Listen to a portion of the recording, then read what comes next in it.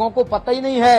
अयोध्या विधानसभा लल्लू सिंह जी को जिता के अयोध्या वासियों ने दी है। हम लोग इस हार से बहुत ही व्यथित और कष्टित, लेकिन कोई कहे कि अयोध्या वासियों का दोष। अयोध्या वासी एक एक सदैव भारतीय जनता पार्टी को वोट देता है।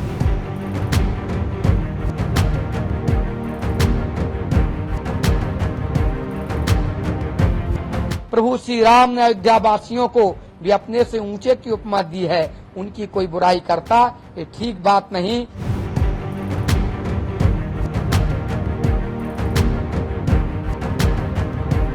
और वह परिवार संघर्ष का एक प्रतीक रहा और तटस्थ होकर के भारतीय जनता पार्टी के साथ वो लगे रहे, चाहे विधायक रहे, मंत्री रहे, सांसद रहे, और जहां जिसने जब चाहा तब वह हाजिर रहे।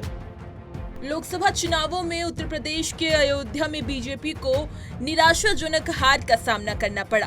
बीजेपी को मिली इस हार के बाद से लगातार अयोध्या और अयोध्या के लोगों को इस हार का कारण माना जा रहा है और आलोचना की जा रही है कि इसे लेकर अयोध्या के संतों ने एक बड़ी बैठक की और प्रधानमंत्री नरेंद्र मोदी और उत्तर प्रदेश के मुख्यमंत्री सीएम योगी को पत्र लिखा। फैजाबाद लोकसभा सीट से भाजपा प्रत्याशी की हार के बाद हुई संतों की बैठक में लिए गए फैसले के बाद संतों ने सरकार से लल्लू सिंह के लिए पद की मांग की है। संतों की जो बैठक हुई उसमें एक तो ये बात हुई कि जो है अयोध्या वासियों के लिए लोग नाना प्रकार की बातें कर रहे हैं, ये ठीक नहीं है। अयोध्या वासी सदैव भारतीय जनता पार्टी और संघ परिवार के साथ रहे। हमारा एक एक साधु संत, जैसे हमारे संघ परिवार के प्रत्येक संघ परिवार का प्रचारक संत जैसा है, अपने माता को छोड़ता, पिता को छोड़ता, धन छोड़ता, दौलत छोड़ता, कितना त्याग करता वो देश के लिए।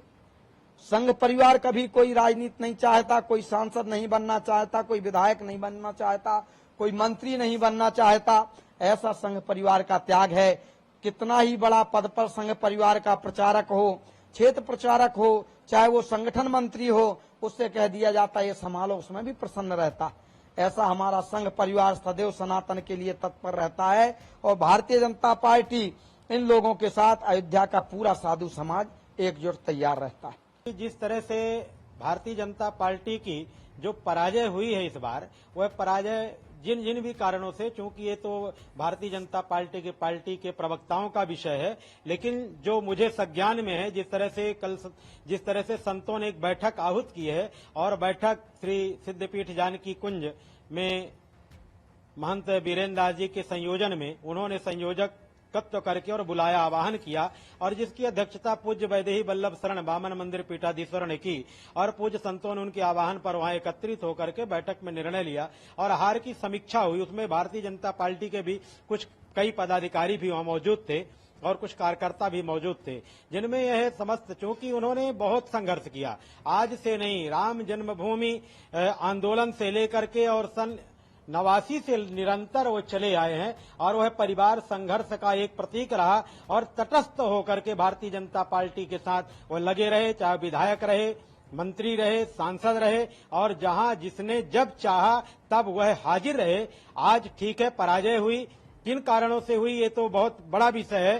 पराजय में चूंकि देखिए जो जातीय समीकरण में जनमानस चला गया, पराजय का सबसे बड़ा कारण रहा। हमारे यहाँ का व्यापारी वर्ग नाराज था, जिसमें वास्तव में चाहिए था संगठन की दृष्टि से कि व्यापारियों के बीच में जाना चाहिए, बैठक करनी चाहिए और उनसे अपनी मंतव्यता को रख करके, अपनी बात को रख के और उनसे अपनी बात रख करके और बात को मनाने का प्रयास करना चाहिए। ये भी एक बड़ा कारण है। इसे समान कारण है जिनके नाराजगी के कारण रहे। तो मैं मानता हूं कि लल्लू सिंह जी ने बहुत संघर्ष किया है, लेकिन आज जो सोशल मीडिया में अनेक प्रकार की जो टिप्पणियां आती हैं, ये वास्तव में बहुत ही अयोध्या के और अयोध्या की आम जनमानस को ठेस पहुंचाने का काम किया जा रहा। चूंकि अयोध्या वासियों ने बहुत संघर्ष किया, तमाम आंदोलनों को देखा, तमाम उन परिस्थितियों से अयोध्या गुजरा है जिन्हें लोग कल्पना नहीं करें कि आज जो टिप्पणियां कर रहे हैं उन लोगों का शायद जन्म नहीं हुआ होगा। वह दृश्य को अयोध्या वासियों ने देखा है, वह संघर्ष को देखा है और आज अयोध्या वासियों के ऊपर इस तरह की जो टिप्पणियां की जा रही हैं,